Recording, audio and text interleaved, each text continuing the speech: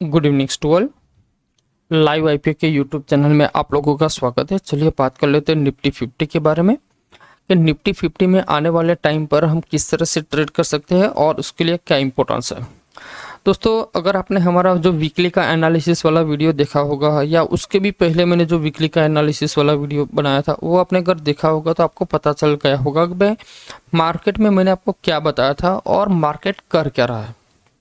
दूसरा वो पॉइंट मैं आपको बताना चाह रहा हूँ भाई, ये जो हम एनालिसिस करते हैं या पर्टिकुलर चाहे वो निफ्टी के हो या मार्केट का हो या पर्टिकुलर कोई स्टॉक्स का हो, वो हम एनालिसिस क्यों करते हैं। पहले तो एनालिसिस हम इसलिए करते हैं कि क्या, ताकि हम नेक्स्ट डे जब हम ट्रेडिंग के लिए प्लेटफॉर्म रेडी करें या ट्रेडिंग करें तो उसके लिए हम प्रिपेयर हो पाए कि भाई ये कंडीशन होगा तो मेरा प्लान ये है और अगर ये कंडीशन हुआ तो मेरा प्लान ये है। तो इसीलिए एनालिसिस करना बहुत ज़रूरी है। चाहे आप YouTube के किसी एनालिसिस को देखिए या फिर आप पर्टिकुलर जब भी नाइट में आप स्लीपिंग मोड पे जाते हो या सोने जाते हो उससे पहले आप निफ्टी या कुछ किसी भी के अंदर जब आप ट्रेड करते हो उस इंडाइसिस को एक बार ज़रूर देख लीजिए, समझ लीजिए कि भाई ये हो क्या रहा है। तो चलिए बात कर लेते हैं निफ्टी 50 के बारे में। तो दोस्तों, जहां पर यहाँ पर देख सकते हैं ये बहुत अच्छा ट्रेड मिला, ठीक है, एक ऊपर की साइड। अब मार्केट में आप यहाँ पर देख सकते हो मार्केट यहाँ से एक यू टर्न ले रहा है ऐसे। कहीं ना कहीं ये पॉइंट कहीं ना कहीं इंटरकनेक्ट कर रहा है। दूसरा सबसे इम्पोर्टेंट पॉइंट है कि मार्केट जब ये गिरा था तो एग्जैक्ट 20 डे मूविंग एवरेज को उसने सपोर्ट लिया और मार्केट ऊपर की साइड चला गया। अगेन मार्केट यहाँ पर 20 डे मूविंग एवरेज के आसपास आया, लेकिन अगेन यहाँ पर आप देखो तो अगेन इसके ऊपर ही क्लोज किया। लेकिन अगर पर्टिकुलर हम आज की क्लोजिंग की बात करें, जो है क्लोजिंग है 24,542, जो कि ए 20 EMA जो ये आपको जो ब्लू लाइन दिखती है ना वो है 20 EMA। डेली के टाइम फ्रेम पर 20 EMA के नीचे उसने क्लोज कर दिया है, सक्सेसफुल हो चुका है। ये इंडिकेट करता है कि मार्केट यहाँ से नेगेटिव मूवमेंट कर सकता है। देखो हर बार आप देखो यहाँ पर भी 20 डे मूविंग एवरेज के नीचे क्लोज किया, फिर मार्केट में फॉल आया, ओके। फिर यहाँ पर देखो जैसे 20 डे मूविंग एवरेज के ऊपर क्लोज किया, एक अप मूव भी स्टार्ट हुआ, अगेन यहाँ पर क्लोज किया, बहुत बड़ा गैप डाउन ओपन हुआ। और जब से मार्केट यहाँ पर ऊपर गया, मतलब ये तारीख आप पकड़ लीजिए 15 अप्रैल से मार्केट कभी भी 20 डे मूविंग एवरेज के नीचे क्लोज नहीं किया। यहाँ पर देखो यहाँ पर एक गैप डाउन ओपन हुआ, लेकिन क्लोजिंग कहाँ पर हुई थी, एग्जैक्ट ऊपर हुई। उसके दूसरे दिन मार्केट अगेन ऊपर गया, ठीक है। फिर यहाँ पर एक सपोर्ट लिया, फिर एक यहाँ पर आया और फाइनली यहाँ पर हमें क्लोजिंग मिल गई है 20 EMA के नीचे। तो अब हम क्या करें, तो यहाँ पर सेंटीमेंट हो जाता है नेगेटिव। क्लियर, सेंटीमेंट क्या हो गया, नेगेटिव। अब आपको ये ट्रेंड लाइन एक फॉलो करना है। जैसे ये एक ट्रेंड लाइन मैंने ड्रॉ किया है, आप इसको फॉलो करिए जब तक मार्केट इस ट्रेंड लाइन के ऊपर क्लोज नहीं करता तब तक कॉल को भूल जाइए। पहले तो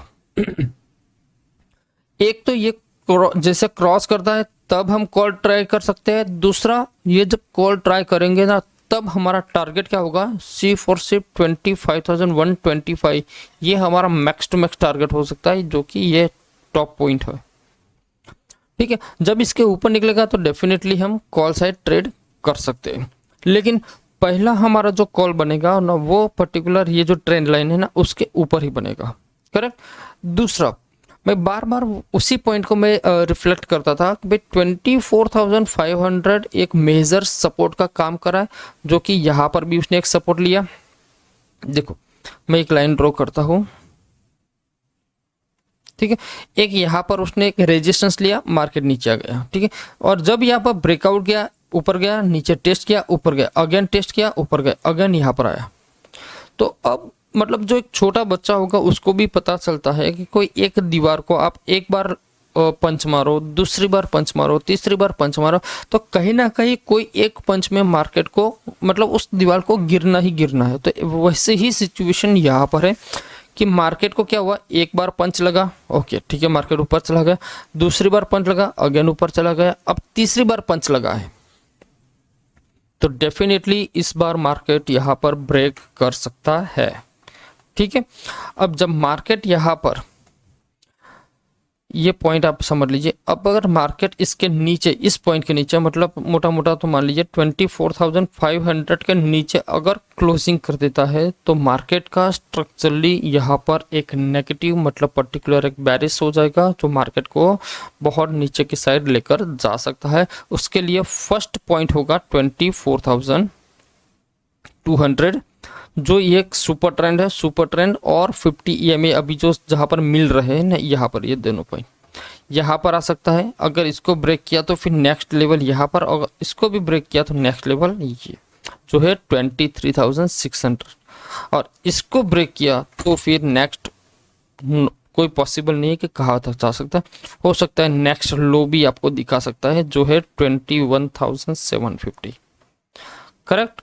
ओके, अब बात कर लेते ट्रेड के लिए। तो ट्रेड के लिए पहले हम 5 मिनट के ट्रेड में जाएंगे। तो 5 मिनट में हम देखेंगे तो एक सेकंड, यहाँ पर देखिए एग्जैक्ट यहाँ पर आपको एक रेजिस्टेंस फेज आ रहा है जो है 24,500। अगर मार्केट यहाँ से नीचे चला जाता है और एक बार रीटेस्ट करके नीचे आता है ना, तो इस पॉइंट को ब्रेक होते ही यहाँ पर आप पुट में एंट्री कर सकते हो। अगर ये पॉइंट एग्जिट नहीं होता है, मतलब एग्जीक्यूट नहीं होता है, तो फिर यहाँ पर आप पुट में अभी एंट्री मत कीजिए। हाँ, इसके एग्जीक्यूट हो जाने के बाद आप पर्टिकुलर यहाँ पर पुट में ट्रेड कर सकते हो, अदरवाइज आपको वेट एंड वॉच करना है, ठीक है। दूसरा, आप सभी लोगों को मैं एक चीज़ बताना चाह रहा था कि आपको शायद ये वेबसाइट के बारे में पता होगा या नहीं होगा वो मैं नहीं जानता, लेकिन आप गूगल में लिखोगे तो पता चल जाएगा। liveipo.in जो पर्टिकुलर हमारी ही वेबसाइट है, उसके अंदर क्या है कि हम सारे, पहले मैं आपको होम पेज पे ले जाता हूँ। तो होम पेज में क्या है कि यहाँ पर सारे जितने भी IPOs आते हैं ना, उसकी इन्फॉर्मेशन आपको यहाँ पर मिलती है, ठीक है। अब उसकी यहाँ पर आपको डैशबोर्ड पे आप जाओगे तो आपकी इसके open date, close, allotment, listing price, lot size, कितना प्रीमियम है, कितना सब्सक्रिप्शन हुआ है, वो सारी इंफॉर्मेशन आपको पर्टिकुलर एक ही पेज के अंदर मिल जाती है, ठीक है। दूसरा करेक्ट, तो JMP होता है कि कोई भी एक IPO आता है तो उसका क्या प्राइस है, क्या है, कब कहाँ पर लिस्टिंग होने वाला हो, और आप अगर किसी पर भी प्लेस करोगे तो उसकी पूरी IPO की इंफॉर्मेशन यहाँ पर मिल जाती है, उसका पूरा डिटेल यहाँ पर आपको मिल जाएगा, ठीक है। यहाँ पर उसकी सब्सक्रिप्शन डिटेल्स यहाँ पर आपको मिल जाएगी, यहाँ पर फाइनेंशियल कंडीशन मिल जाएगा, उसकी वैल्यूएशन क्या है वो मिल जाएगी, लॉट साइज क्या है वो भी यहाँ पर आपको मिल जाएगी, लिस्टिंग की डिटेल में यहाँ पर मिल जाएगी कि भाई क्या प्राइस पर वो लिस्ट होने वाला है, क्या नहीं होना, तो ये भी आपको इन्फॉर्मेशन मिल जाएगी। लेकिन ये मेरा मोटिव नहीं है आपको बताने का, आपको मुझे बताने के लिए यहाँ पर आना है। यहाँ पर फर्स्ट क्या है, FIS DIS एक्टिविटी। अब यहाँ पर आप मंथली भी चेक कर सकते हो, ईयरली भी चेक कर सकते हो, लेकिन हमने अभी ये मॉड्यूल अभी मैंने ऐड किया है 23 को, ठीक है। तो क्या होगा कि आपको यहाँ पर डेली मूवमेंट मिल जाएगी कि भाई यहाँ पर FIS यहाँ पर लिखा हुआ है, यहाँ पर DIS लिखा है और यहाँ पर नेट अमाउंट लिखा है, ठीक है। अब यहाँ पर क्या है, मतलब FIS ने कितना बाय किया, कितना सेल किया और नेट अमाउंट क्या हुआ।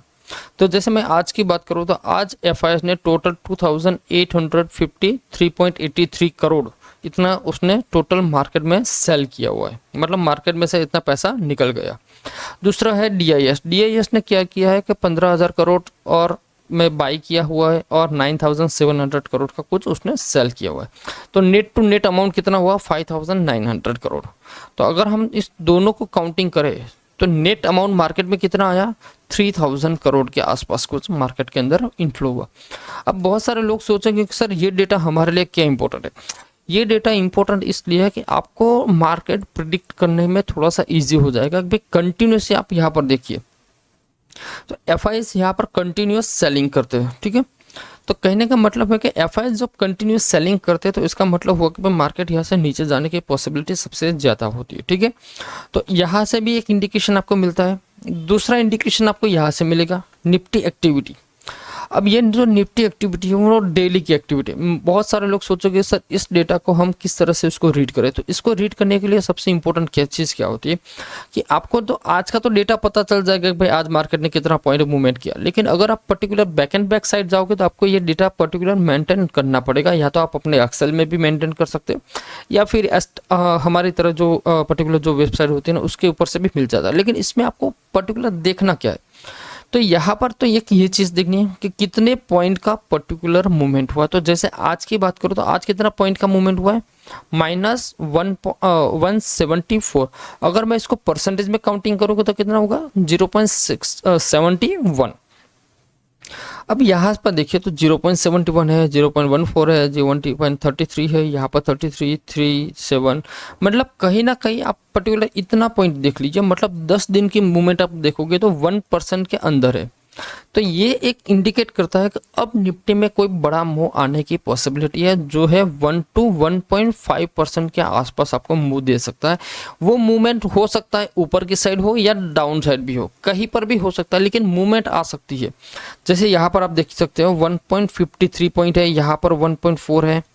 यहाँ से आप एक एजम्पशंस लगा सकते हो कि एक बड़ा मूवमेंट हो सकता है। अब कौन सा डायरेक्शन, कौन सी पॉइंट कहाँ पर किस तरह से होगा वो हमें अभी नहीं पता, वो हम कैसे पता चलेंगे, चार्ट में जाके।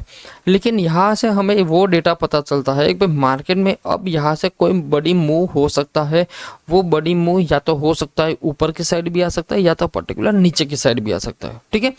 लेकिन ये डेटा किसके लिए इंपॉर्टेंट है, जो पर्टिकुलर ऑप्शन सेलिंग करते हैं ना उनके लिए इंपॉर्टेंट है। क्योंकि ऑप्शन सेलिंग में होता क्या है कि जो नॉन डायरेक्शनल ट्रेडिंग करते हैं, जो लोग पर्टिकुलर नॉन डायरेक्शनल ट्रेड करते हैं, तो नॉन डायरेक्शनल में होता क्या है, मार्केट में बहुत ज़्यादा मूवमेंट नहीं होना चाहिए, मतलब बहुत अप साइड या बहुत डाउन साइड नहीं होना चाहिए। फ्लैटिंग मार्केट होता है तो उसमें नॉन डायरेक्शनल बहुत अच्छा पैसा कमाता है। लेकिन जब पर्टिकुलर एक बहुत साइड मूवमेंट आ जाती है तो वहाँ पर ऑप्शन राइटर बहुत फंस जाते हैं, चाहे वो ऊपर की साइड हो या नीचे की साइड हो। तो इस डेटा से हम वो आइडेंटिफाइड कर सकते हैं कि भाई अब निफ्टी में 1% से ज़्यादा का मूवमेंट कब आने वाला है। तो यहाँ पर मैक्स टू मैक्स 10 दिन तो हो चुके हैं, तो अब हो चुका है कि 1-2 दिन के अंदर एक बड़ा मूवमेंट आपको देखने को मिल सकता है। वो हो सकता है डाउन साइड भी एक 1% हो सकता है या अप साइड भी हो सकता है, वो डिपेंड्स करता है मार्केट के ऊपर। लेकिन इतना पता है कि भाई कहीं ना कहीं कोई मूवमेंट आने वाला है, तो जो ऑप्शन सेलिंग करते हैं ना वो अपनी पोजीशन उसके हिसाब से सेट करते हैं। Clear, okay. तो अब चलते हैं नेक्स्ट पॉइंट के आसपास। तो यहाँ पर मैंने ऑलमोस्ट आपको सारा पॉइंट्स क्लियर कर दिया, ठीक है। बहुत सारे लोग पूछते थे सर जो आपका जो वीकली का एनालिसिस का ट्रेड और मंथली एनालिसिस का ट्रेड के बारे में थोड़ा सा कुछ बताइए। तो वो मैं आपको पर्टिकुलर कल में बताऊंगा। क्यों? क्योंकि आज आपने देखा होगा कि जो मेरा मॉर्निंग में जो 5000 का प्रॉफिट था जो वीकली के एनालिसिस के अंदर, वो एंड ऑफ द डे 14,000 हो चुका है। अब ये 14,000 होने का वजह है इंडिया विक्स, जो आप यहाँ पर देख सकते हो।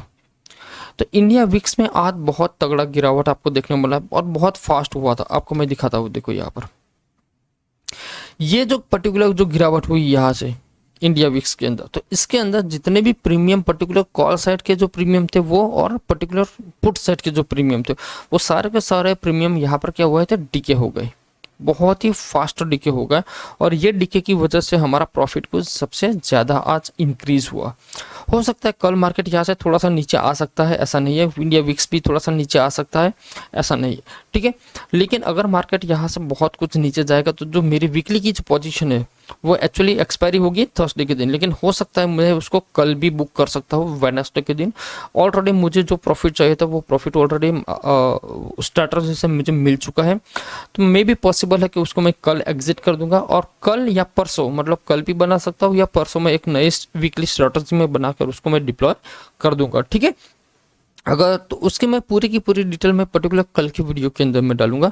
तो आई होप आपको ये वीडियो अच्छा लगा हो तो वीडियो को लाइक एंड शेयर कर दीजिए। दूसरी बात, चैनल पे आप फर्स्ट टाइम आए हो या हमारा वीडियो पर्टिकुलर फर्स्ट टाइम देख रहे हो तो चैनल को सब्सक्राइब करना ना भूले, क्योंकि आपका सब्सक्रिप्शन हमारे लिए बहुत इंपॉर्टेंट होता है। तो बस आशा इतना ही करता हूँ कि आप मुझे हमारे चैनल को सब्सक्राइब कर दीजिए, ठीक है। मिलते हैं नेक्स्ट वीडियो में। जय हिंद।